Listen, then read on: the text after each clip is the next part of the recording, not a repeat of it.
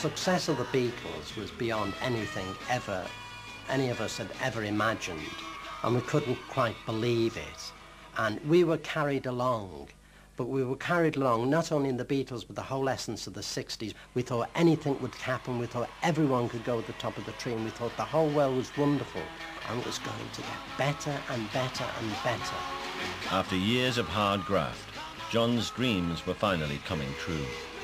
When the city of Liverpool honoured the all-conquering pop heroes with a civic ceremony, the hometown reception must have been almost beyond belief. A small pop group playing at a church fete, and then have become the most famous group in the world. You can't take it in at times, you know. Just can't take it in. But he's still the little John that we used to play with as children and run about. And when you were with his company, you didn't look upon him as a Beatle. It was just John, cousin John. John was poised to conquer the world, but his life was already complicated and filled with sadness. He was married and had a young son, Julian, but he didn't know where his own father was. His mother wasn't alive to watch his triumph, and his best friend, Stuart, was no longer at his side.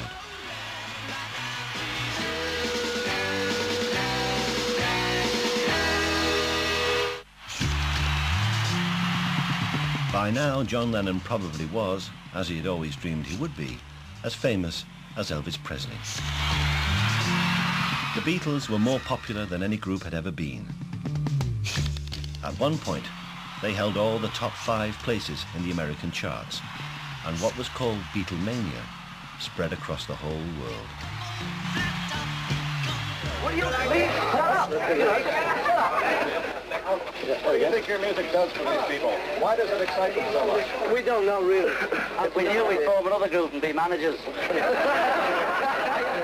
When going around the clubs, he was the same, having a drink with mates. I didn't find him much changed within the clubs. I did find that he was in an enclosed world. He couldn't go out. He was, like he mentioned in A Hard Day's Night, being in a room, in a room, in a room, you know? They were prisoners. They'd become prisoners. I need somebody help, not just anybody help. You know I need someone help. John bought a new house for his Aunt Mimi and moved his own family into a millionaire mansion in Surrey. He was living every pop star's dream. But when fulfilling all your ambitions doesn't make you happy, the dream can soon turn into a nightmare. And for John, over the next 4 years, it would get worse before it got better. I saw him trying to escape from what he was living in, even though it was full of wealth, fame, fortune.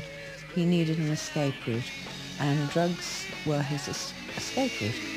I mean, he'd smoked pot, or he'd had amphetamines in Hamburg, but nothing as serious as the mind-bending acid. And once John had tasted that, because of his nature, he was an obsessive person, he just wanted more and more, so he was taking it daily.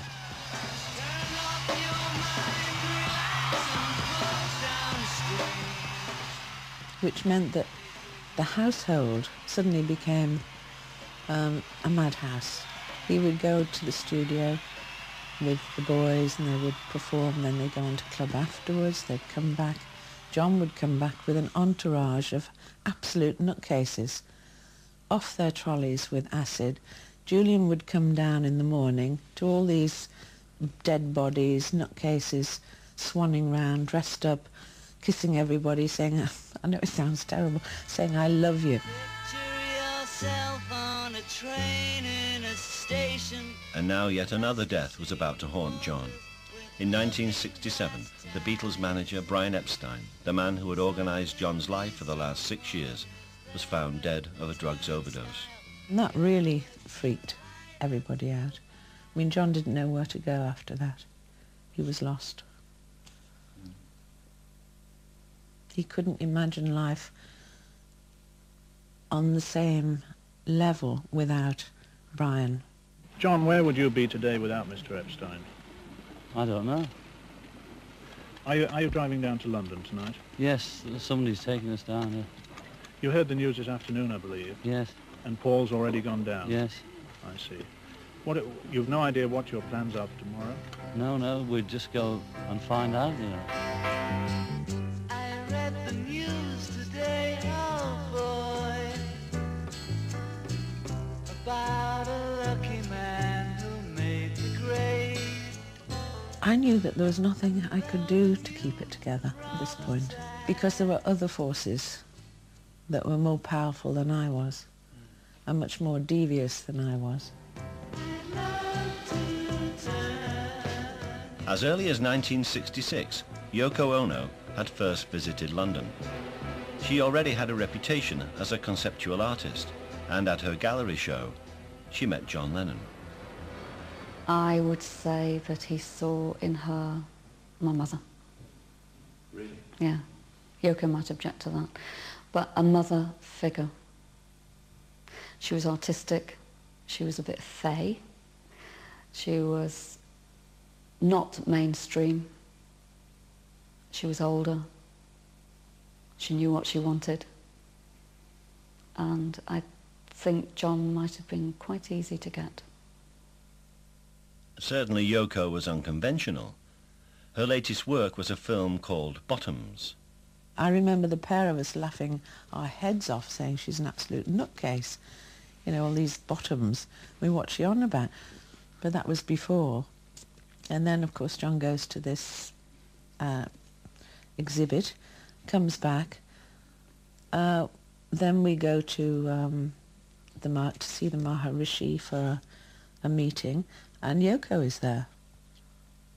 I think it's very interesting. We come home again, and she gets in the car with us. She got in the car with you? She wanted a lift, but she got in and sat in the middle between John and I. And he looked at me and I looked at him, and it was very, you know, what's going on, Alfie, again. Although I don't know whether something had been going on. I mean, it just happened. But looking at John at that time, he didn't know what was happening. Then, while we're away, John received letters from Yoko saying that she couldn't handle things. She would also arrive at the doorstep, and if we're not there, if we weren't there, and ask if she could use the telephone and then leave a ring behind. Or, I mean, she did a number. I mean, she was determined. I once had a girl, or should I say? Yoko was showing that she was as eccentric as John's mother, but also as strong-willed as his Aunt Mimi. For John, it was an irresistible combination. John had choices. He could have said no. At any stage of that, he could have said no. He could have had an affair with her. But he didn't. He went whole hog. He fell in love. I think he fell in love. I sat on the road, biding my time, drinking her wine. We talked until 2, and then she said, it's time for bed. Cynthia didn't realise the full impact of John's new love until she returned from a brief holiday in Greece in 1968. All the lights were on from the night before, outside, and there wasn't anybody there, not a soul. We all went in and shouted, you know, anybody at home? And we went into the conservatory, and John and Yoko were sitting there. She was in a dressing gown, he was in a dressing gown, and I sort of tried to jest and say, look, we've had breakfast, and should we go out for dinner? And he said, no, thank you. It wasn't a natural response. It wasn't, oh my God, you know, she's caught me, or we've been caught. They just sat there as though it was normal.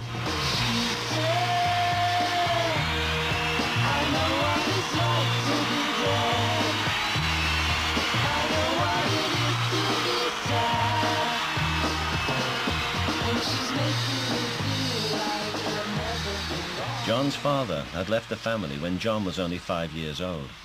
Now John did the same. He left his wife and 5-year-old son to live with Yoko Ono, and he seemed to turn his back on many of his old friends.